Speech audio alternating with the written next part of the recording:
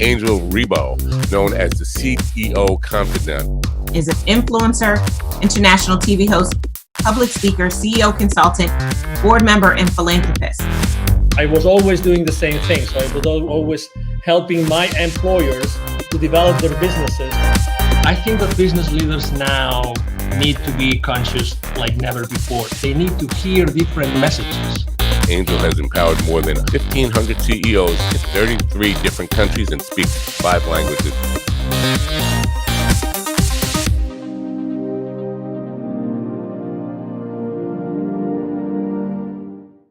Hello, everybody. This is Angel Rebo, the CEO Confidant, with another show of the CEO Confidant TV. And we are here today again with Mr. Neville Joffe, the executive educator. Hi, Neville. How are you? Good. How are you, Angel? Good to see you. Good to see you. So just to put things in reference so that you know, Neville is an executive trainer, executive educator. He's trained more than 20,000 C-level executives and business operators in large corporations for the last 25 years. I'm talking about companies like Hallmark Cards, Campbell's Soup, Constellation Brands, and many others.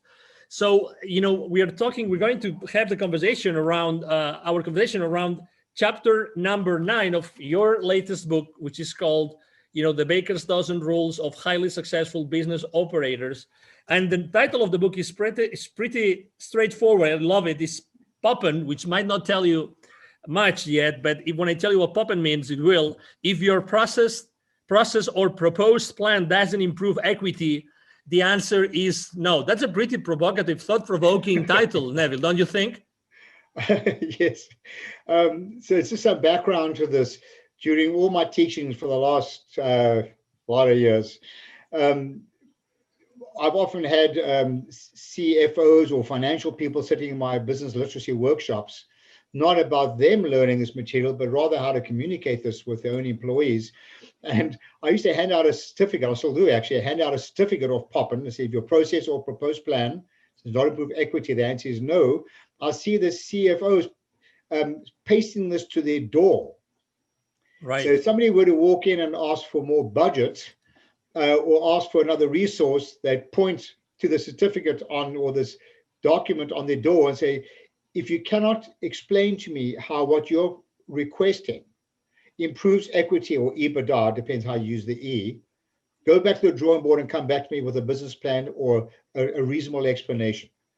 Because people are so used to asking for things without actually justifying the financial implications of what they're asking for, or understand that they shouldn't be looking at numbers in isolation, which is another chapter of the book. Don't examine numbers in isolation. Understand the touch points. Right. Or this financial decision that you've now made.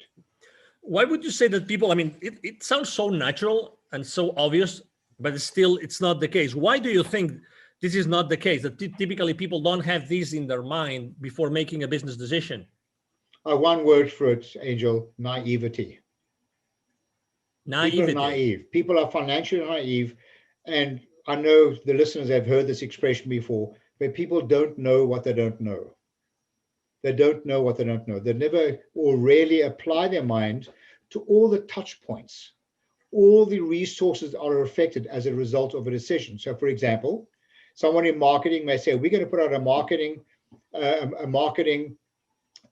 initiative. It's going to cost us $100,000, and we're going to increase revenue. Okay, so it happens to work. We increase revenue.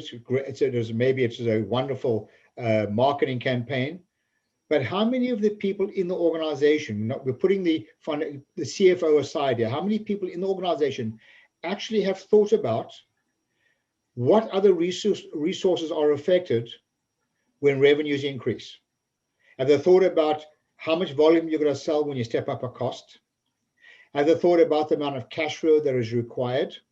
Have they thought about the impact to profitability, which is affected with equity? So in the absence of everybody understand the financial implications of these decisions, these people are working in a vacuum, examining numbers in isolation, which is another chapter. Don't examine numbers in isolation. It was pretty shocking to listen to you when you said naivety, right? Because obviously there's so much money spent in education in corporate, right? So naivety. So have you actually tested or tried or asked, what would you say is the rate of financial illiteracy in corporations today? Oh my word, Angel, we've polled people over the last almost 25 years using various methodologies. And according to our testing, I'm talking about non-financial people now, operators, whether it be executives, I'm including senior executives in companies, right down to grassroots. The average level of financial literacy is less than 40% at a basic level. Expressing this another way, the majority of people are 60% financially illiterate. Wow. I mean, you know how scary that is? Yeah, can you imagine how much profit is left on the table, if you will, by making financial decisions that have a financial implication and they don't even know it? How can the training that you deliver, right? The training that you've been delivering and that you deliver today, how can it help organizations to do a better job? So if you look at the framework on the top corner of my screen, you'll see that it says sustainable profits and cash flow. That's the reason why we're in business. It should drive sustainable profits and cash flow. Your investors don't really care that much about what we do. They really care about profits and cash flow in the end. But to do that, nobody can do it alone. So the objective of our education programs is to help. Well, first, let me go back one step. You'll see on the top it says accountability. It's not reasonable to hold people accountable if they're not engaged in the decision-making process and if they're not educated. Right. It's just not reasonable. So it is incumbent upon the leadership of an organization to ensure, however they do this, to ensure that people are engaged in the process of decision-making, and that they are educated to understand the financial implications of the decisions, always pointing to the ultimate reason why we're in business, which is profits and cash flow. In the absence of which they are operating in a vacuum, and it is so dangerous. So according to your experience, what do you think makes the way that you've been training, you've been educating, business operators in the last 25 years, what makes it different? I think it's fair to say that there are many non-financial people that would rather have root canal without anesthesia than have to sit down and go through and learn about finance, accounting, anything related to the word finance. Herein lies the issue. It's because of that companies are not losing money, but losing the opportunity to have made so much more money by people being aware. This is not about turning people into accountants. It's not about debits and credits. It's got nothing to do with any of that. It's got to do with understanding the story behind the numbers on a set of financial statements, because that is all your shareholders care about. That is the scorecard that will tell them success or failure of a business. Therefore, everyone needs to understand what the scorecard, the statements will look like as a result of their decision. And everything should point to it, in the absence of which they're making naive decisions, to the point I made earlier on. Wow. If people would like to know more about this, Neville, what's the best way to connect with you? Oh, I love a good debate. Just contact me, Neville, Neville, at bizwisdom, bizwisdom.com. I'd be delighted to share more information with you and to tell you how you can go about getting your people literate and making fiscally responsible decisions. Wonderful. Thank you. Thank you very much for being with us today and for sharing so much, Neville. You're most welcome, Angel. Pleasure as usual.